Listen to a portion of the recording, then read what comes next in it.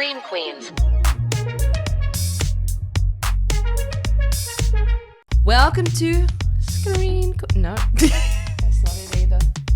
Welcome to Screen Queens. That's very authoritative. I love it. This is the podcast where we watch, review, and gossip about everything on your screen. It started so serious and then it got fun and a little bit mysterious. Yeah, there's a lot of genres in this intro. This is the Wednesday episode where we talk about something on the big screen, something on the medium screen. I am Beck Charlwood and I am a comedian, podcaster, and radio host. I am Alex Shea. I am a comedian, writer, and a podcaster as well. Me too. Huh? As well, me too. Oh, sorry. The hashtag really, whenever you hear it, you have to go, huh? Wait, are you okay? Your ears perk up. Has something happened to you? So.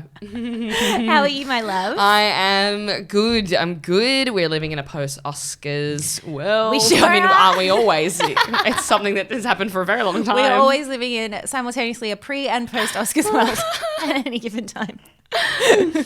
But we did a full Oscars recap. If you want to hear it, On Monday. go back to the Monday episode. It's right there. That was fun. That was a lot of fun. It was a lot of fun. And we desperately tried to get through all of our Oscars, all of the best film noms. Running up to it, yes. But there was 10, which is a lot. That was a lot. It felt like more than normal. I could Yes. fact check it, but I don't feel the need to. Yeah, could have knocked Meister off the list. But anyway, that's our constant feedback that we will not stop giving. But so this week we're doing another Oscar nom film, Oscar-winning film for Best Adapted Screenplay. Which, I mean, that's the one to get, Yeah. you know, because the screenplay, that's the whole thing. It was up against Barbie. Huge. And Poor Things as well. Yeah, also excellent screenplay. So, I'm very glad I watched this movie the night before the Oscars, so I wasn't furious. I wish I had a lot of Because you my were sitting in the vibes- bar shaking Yeah. your fist going, Who what the is fucking these people? this? But now that I've watched it, well done. Well done to all involved. Oh, Excellent my film. God. So you liked it? I loved it. Dude, I absolutely loved it. What a joy. What a joy of a film to watch. You? Right? Yeah. I was so surprised because it tackles some super difficult topics, Yeah.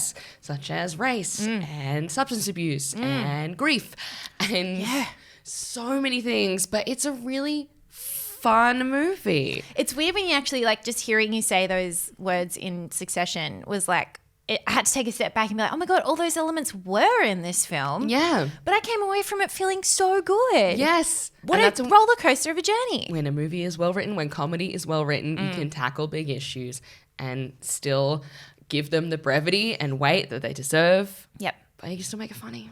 Yep. And God, I fucking love this movie. Yeah.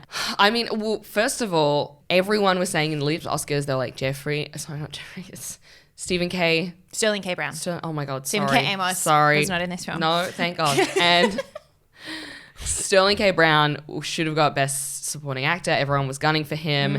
It did go to RDJ, which, look, understandable. He was great in Oppenheimer. But Yeah, we didn't actually touch on that in Monday's episode. I will say, good for him. Glad he got his first Oscar. That was crazy as well. I didn't realize that. But I don't think he was the best out of all of the supporting actor nominees. I just don't. Yeah. I think Ruffalo and Sterling K yeah, did better than RDJ did. Yes. I think RDJ played RDJ very well. yes. But these two, oh my God, he was amazing. Couldn't take my eyes off of him. genuinely. Like his character's own journey could be an entire film. Yeah. Like this film is so jam-packed with like it's under 2 hours. Crazy. Which we fucking love. And there's so many storylines in people's journey. And like you said, grief is a big one. But like Sterling K. Brown's character, his entire journey, like we find out that he's later in life, you know, come out as gay. And he's going through a divorce and he's got financial issues. substance abuse issues. Yes. Like he could be an entire film. Yeah. But instead it's just one element of this like incredible tapestry. Yes. And also fully embodying one of my favorite things that often films miss is how mean your siblings are all the time. Thank you so much. It was a joy to watch their dynamic together. I thought that was so well written. Of just being so brutally honest with each other. And it's like, if it was anyone in your life, you would sock them in the chin. Could you imagine? They'd get an AVO against you for abuse. And also, I loved like how different they were as siblings. So Jeffrey Wright plays our leading actor, who's an author, and their dynamic of like, he's like a very like bookish guy, bit of a nerd, like, you know, not very outgoing, quite a curmudgeon. Very curmudgeonly, yes, exactly. Yes, and Sterling K. Brown's character is, as we described, later in life gay man. Very like ripped, gorgeous, very outgoing, confident, hyper intelligent, and knows it, quite arrogant. Yeah. And I was like, there's always two siblings in the family Complete like that. yin and yang. Yeah, but they still love each other, but hate each other, but love each other. Ugh. I left my younger brother last night a voicemail calling him a motherfucker several times because he would not tell me a day when he was free to catch up. I was like, listen here, you little motherfucker. Well, that is motherfucker behavior. Yeah. You were going to write a date and time in the group chat, and I'm going to put my calendar, and you're going to put in your calendar. Do you understand? Because I'm sick of this. I'm sick of this back and forth. Could you imagine if I received that voice message from you? Insane. You'd be like, oh my God, are we okay? Do we need mediation? But siblings, what's going on? so fine. Yeah. Water off a duck's You're back. not going anywhere. I loved it. You're stuck with me Yeah. for life.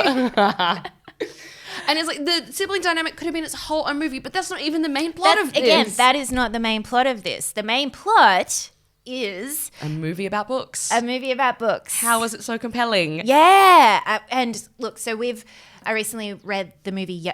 Read the movie. It will be a movie. It's going to be turned into a movie.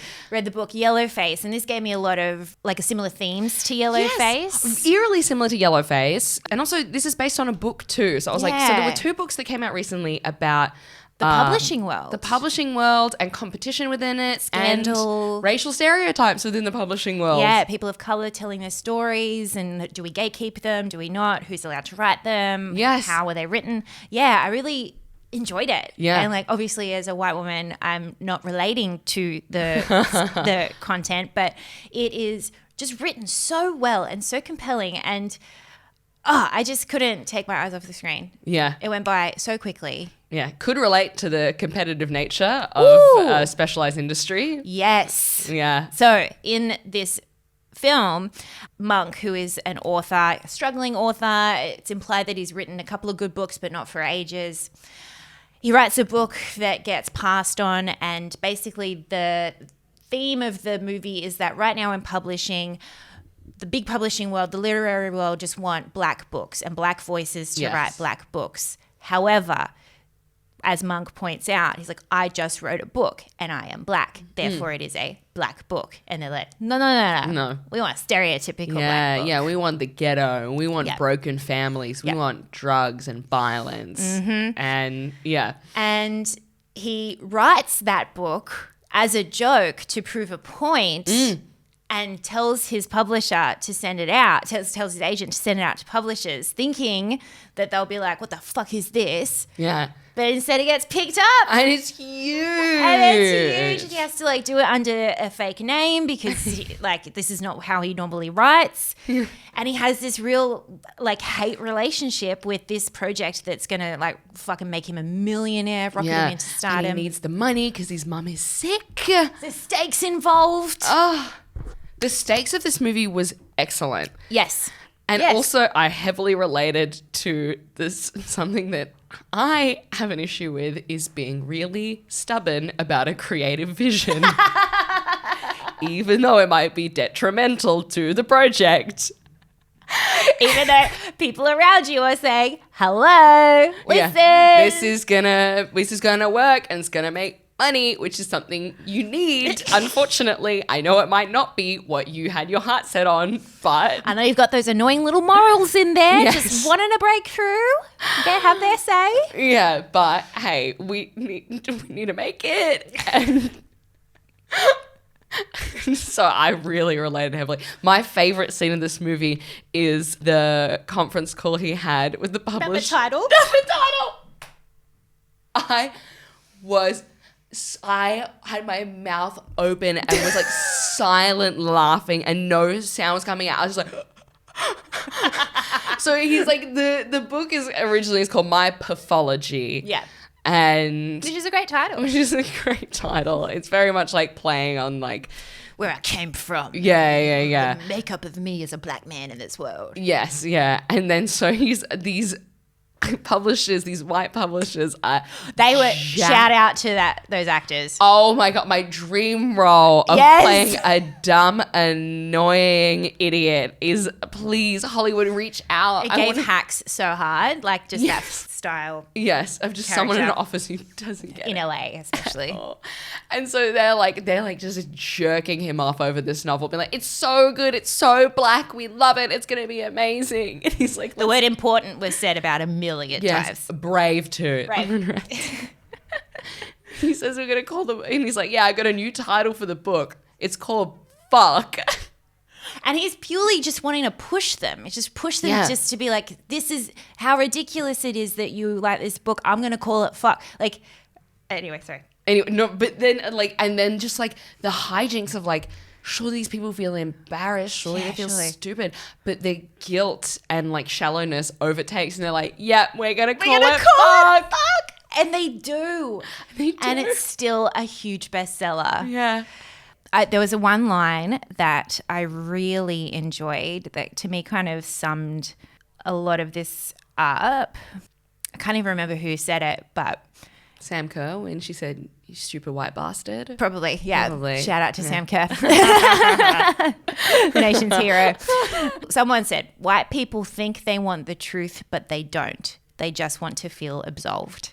And that's essentially what the whole theme of this movie is. Yeah. They don't want to know your truth as a black man, as a black author, and the trials and tribulations you've gone through that might be more subtle and more nuanced. They don't want the truth. They just want you to write a black book, as they call it, black book, and just so we can feel absolved. Yeah, and read it and be like, I was interested Yeah. in someone else's issues. I put money into that. Yeah, people saw me with it on the train, and that made me feel good about myself. I'm surprised they didn't have a little scene of a white woman reading it on a train. I tell you what I did really love about this movie is because it was so plot dense, very little montages and cutaways and establishing shots. Like at no point do you see him even writing this book. You see him sit, like have a drink, True. sit down, and as he's about to start typing, cut to the however much time later, and then you never see the like part of him writing, which I think is so real because as a writer, it's one of the most boring parts. Oh, yeah. Actually, they did do one scene of him writing, but they made it super interesting. They had two people acting out the scene that he was writing, Yes. which gave me big play vibes. I did not know this was based on a book. I would have assumed this was based on a play. Yes. And I would not be surprised if they turn this into some kind of a stage show. Because I think a lot of it lends itself to it where, anyway, that's my little prediction. And, oh my God, okay. I watched this with Skip. He hated the ending. I love the ending. How did you feel about the ending? I really liked the ending. It surprised me that, I mean, as we were kind of getting up towards the end of the film, there was part of me that was like, oh, this film sounds like the movie that he's about to pitch. And then I loved the cut away from the real story to the pitch of the film Yes. meeting. I just thought that was really cool, bringing us into and out of reality. I loved that we didn't see what actually happened after he got up on that stage. Or even if he did, really. Like, Or even if he did. this is how, okay, so this is the ending of the book, and they acknowledge this in the script in a really subtle way, is like he doesn't end up saying anything. That's right. He But- just walked. Yes. And they say that, and he's like, he just walked off. And then the movie director, played by Adam Brody. Adam Brody. So excited to see Adam Brody. That's the only message I sent you whilst watching it was Adam Brody. Yeah. Who's playing this like douchey film guy who With this hair makes and all these black exploitation movies and these Oscar bait movies. yes. And so he is like being like, well, that's how the the book would end, but you can't in the movie like that, as commenting on being like, I know it's like we're watching the movie about the book, so that's how it can't end. Ooh. And then they just and he's like, okay, that's how we end it.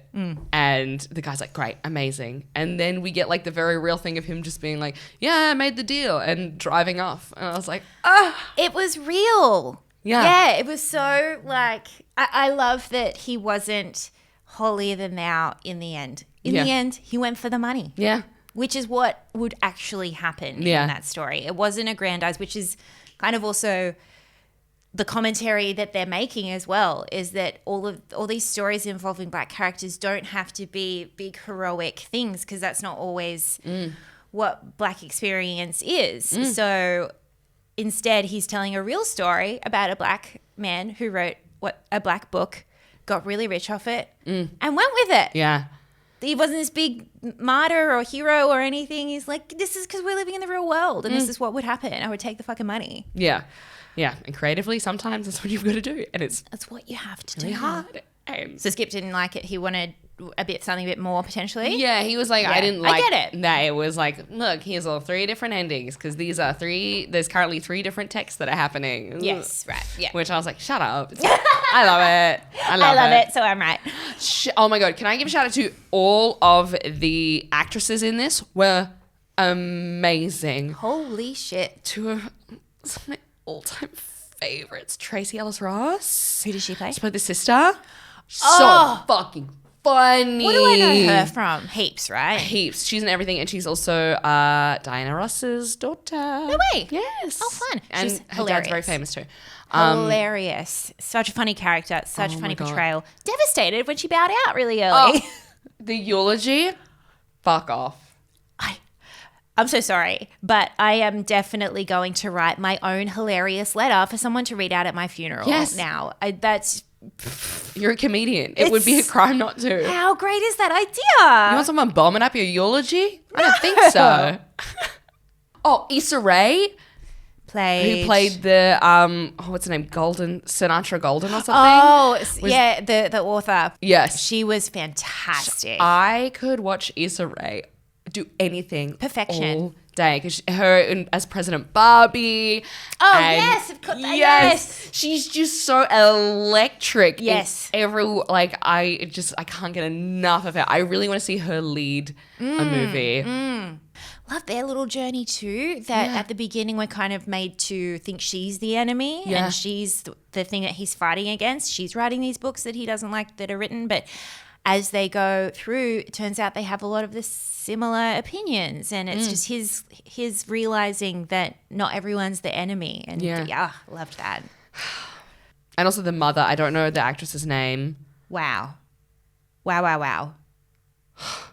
Heartbreaking. When Sterling K. Brown is slow dancing with her, and then she says that awful thing to him. There's so many moments in this film. Also, it's such a real family moment of like, wow, we're all having such a nice time. Isn't this so sweet? Where's mum? And then, what's she going to say now?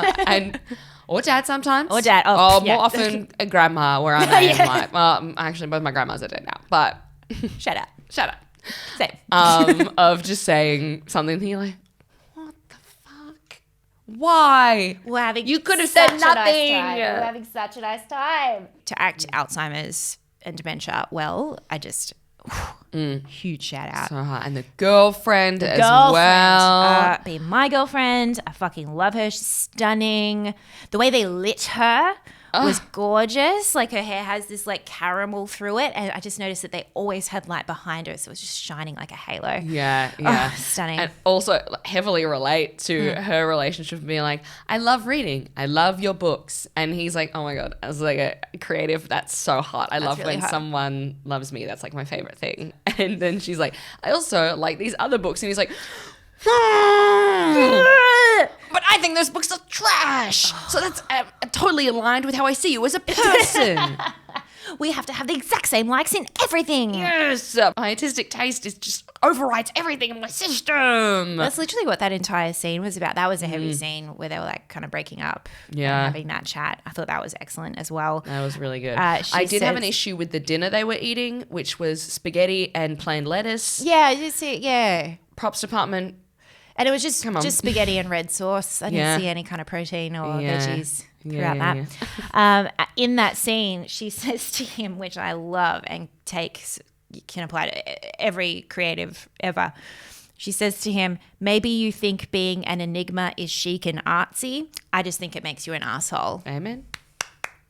It's a hard line to walk. Yeah. That is true. Can I just say, for any Family Guy fans listening, this storyline was ripped from Family Guy. There was an entire episode where Brian, who is an author but hasn't written anything in so long, is really mad at the self-help genre of book writing and books and how anyone can just pump out a shitty self-help book and make millions. And he does it as a joke and it does make millions. And then he has a big like moral issue with whether to enjoy the fame or anyway, it's pretty similar. That's so fucking spicy. Oscar nominated film ripped from Family Guy episode. Shout out to Cord Jefferson, who wrote and directed it, got Best Adapted Screenplay. And this is his first ever feature film. Insane. Nuts. Love that. I love a breakout star at the Oscars. Yeah. Because you get your Nolans, you get your Scorseses, you get your Spielberg. Literally all those three men were there. Every time. Love to see a new face. Yes. And also, because his speech, as we talked about on Monday's episode, was great about funding movies with smaller budgets. The budget for this was, can you believe it, under $10 million. Wow. What? Yeah. Love that. Adore. This is what you can do with under $10 million. Dense, interesting, fascinating storylines. So well written. I hope we see a change, and I hope we see more interesting, smaller films like this. Because then you also had Past Lives. That's a smaller film that was up for nominations and Oscars and stuff. Like, yeah, let's move away from the blockbusters and get more into the smaller films. I love it. Speaking of writing, can we touch on briefly? Yes, the tragedy around The Holdovers, which we love, has been accused of being plagiarized. Yeah. Not unlike American Fiction and Family Guy. Yeah, just quickly, this guy, Simon Stevenson, wrote a screenplay called Frisco years ago that never was made. But was shopped around. And had a very similar storyline to The Holdovers.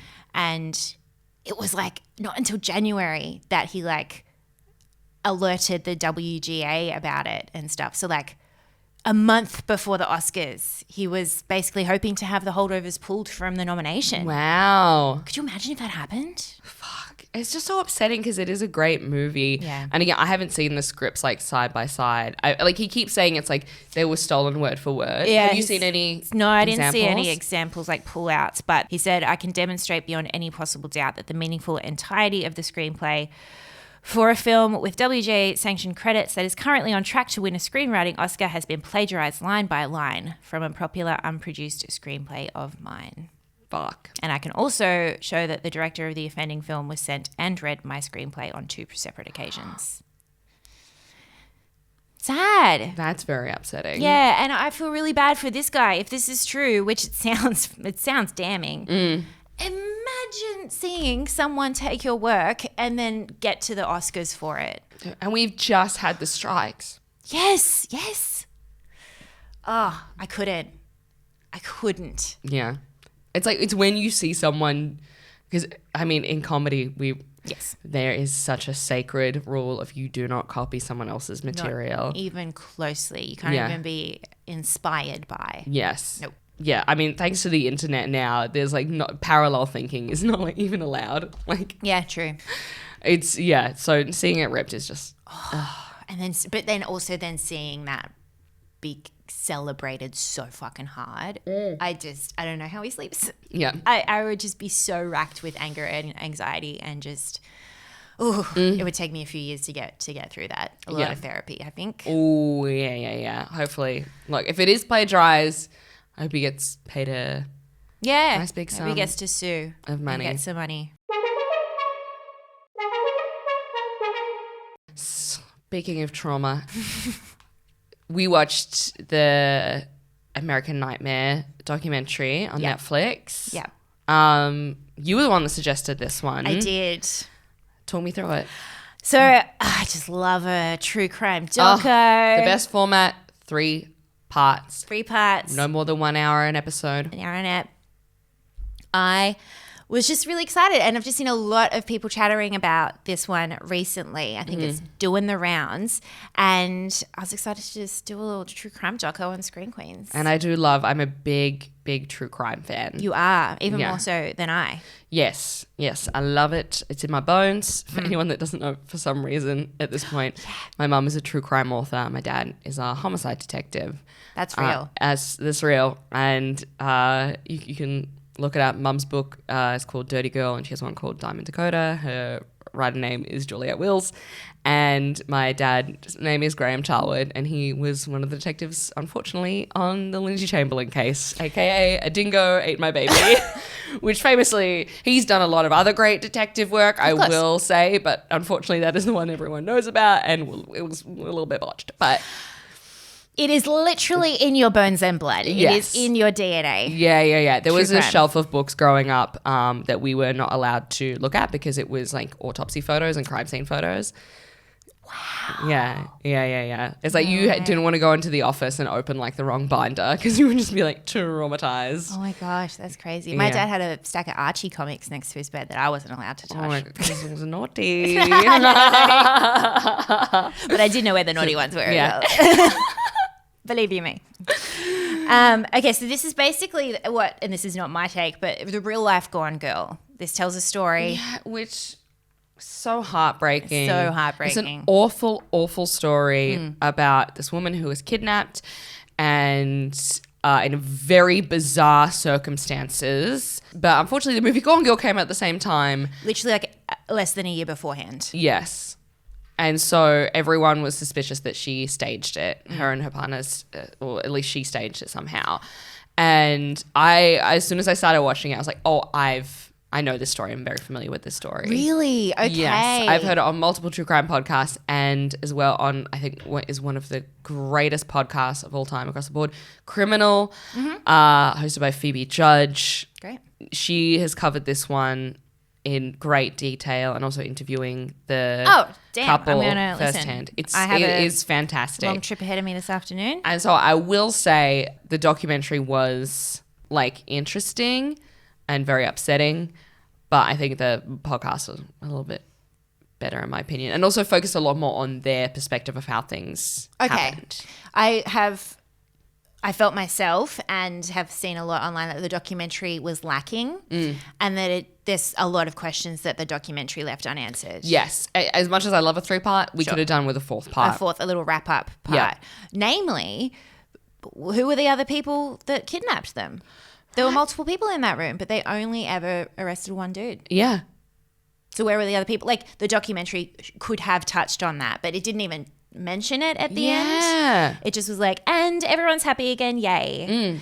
But no, there are still people out there who are involved in this. Well, I was even thinking like, that even totally went over my mind. I was like, was it just one guy and it somehow felt like there was multiple people? Maybe, but I think they've been pretty adamant, both of them have been pretty adamant that there were definitely more than one body in the room when they were first invaded. That's so fucked up. So I thought the documentary was really well told in that, and the way that I love when true crime docos do this is they tell it like it's a mystery. Like they don't give us all of the information up top and then they do big reveals and cliffhangers and stuff. Like I think that's the excellent storytelling. I love that they did that with this because I didn't have any idea of the story beforehand. Yeah. So I didn't know if she was actually gone girling herself or if she was actually a victim until Ep 2 when they revealed that she is a talking head as well. When that reveal was so beautiful to me, I genuinely was like, oh, it's her. Yes. Okay, so she is innocent. Oh my God. And what's it? Denise Huskins. And Aaron Quinn. My heart goes out to her. The amount of bravery of coming forward and telling this story and being so honest and open about it, and the way that she is so transparent with everything that happened, I think is really comforting to other people that have experienced stuff like this. And I think she really is like a very strong, amazing person for coming forward doing this, because it would have been, what she went through was awful. And I don't think there'd be many people that would be willing to talk as openly as she did. Honestly, like to be able to speak openly and honestly now about it, such a traumatic thing, but also at the time to stick to your guns so hard. Like there are so many cases of people, you know, after police interrogations and police bullying and stuff just folding but they stuck to their guns. They sued the fucking police department and Which they did not get enough money. No. What did they get? Like something like $2 million? $2 million. Fuck Their off. lives were literally ruined by that police department. Obviously by the kidnapper, but also by the police department. Yeah. Can I say, Matt Mustard? Fuck you, Matt Mustard. And your stupid name. What are you, a villain in a movie? I pray that he's changed it because it's so recognizable and he's such a monster. He is a putrid human. I have consumed so much true crime. He's one of the fucking worst cops I've ever seen. The backbone of true crime is cops don't do their jobs well. Yes. And he's still the worst of all of that. It felt like you could script it. Like I was like, is this a movie? I can't believe someone genuinely is this villainous in real life. This is insane. And just like the lack of empathy and understanding and how awful he was. How the entire, like, and everyone in that building seemed against these people and to not believe like any victim that came through their door. Not even try to believe, like immediately disbelief. Yeah. Immediate, without any wiggle room. Yeah. He's terrifying. Terrifying. Foul things to the family. Oh. Trigger warning to anyone who has any history with sexual assault. This is very troubling.